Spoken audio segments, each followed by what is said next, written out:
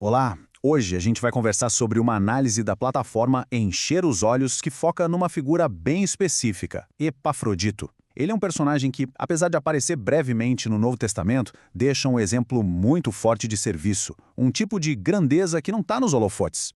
Pois é, Sara. E a análise já começa com essa pergunta, que é o ponto central de tudo. O que realmente faz um serviço ser honroso? Não são os aplausos, né? São as qualidades de caráter que a gente vê na história de Epafrodito.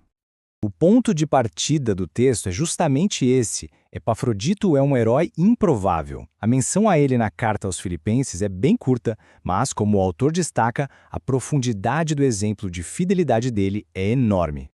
E essa ideia é muito relevante para a gente hoje. A gente vive numa cultura que é obcecada por visibilidade, por reconhecimento. A história de Epafrodito funciona quase como um convite para a gente reavaliar nossas prioridades. O legado dele bate de frente com essa busca por status. Para entender a fundo o serviço dele, o texto nos leva para a origem de Epafrodito. O autor explora a transformação pessoal dele, que é um ponto-chave para compreender toda a sua jornada. Exato. O nome dele, por si só, já o conecta com um culto pagão, a um passado de idolatria. Esse contexto torna a conversão dele, o serviço que ele prestou depois, algo ainda mais impressionante, não é? E o ponto crucial que o texto levanta é que a origem não define o destino. A gente vê a jornada de um homem que saiu de um contexto de idolatria para se tornar um dos colaboradores de maior confiança do apóstolo Paulo. Isso mostra o poder que a fé tem de criar uma identidade completamente nova. E essa nova identidade é descrita por Paulo de uma forma muito cuidadosa. Ele usa 3 títulos, 3 palavras para definir Epafrodito, e cada uma delas revela um lado do caráter dele.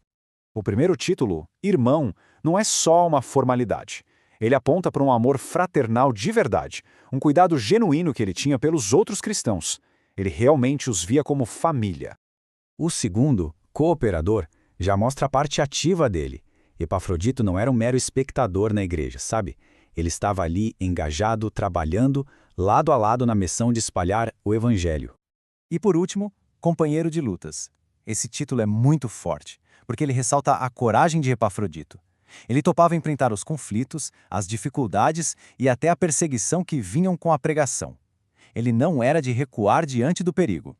O interessante é ver como esses 3 títulos se transformam em ações práticas. Ser irmão é sobre cultivar relacionamentos, cooperador é participar ativamente e companheiro de lutas é sobre ter resiliência. Essas 3 coisas juntas formam um retrato bem completo do que é fidelidade na prática.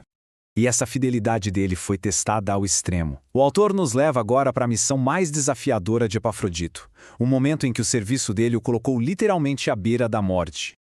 A igreja de Filipos enviou Epafrodito com uma missão dupla: levar ajuda financeira para Paulo e, mais importante, prestar cuidados pessoais.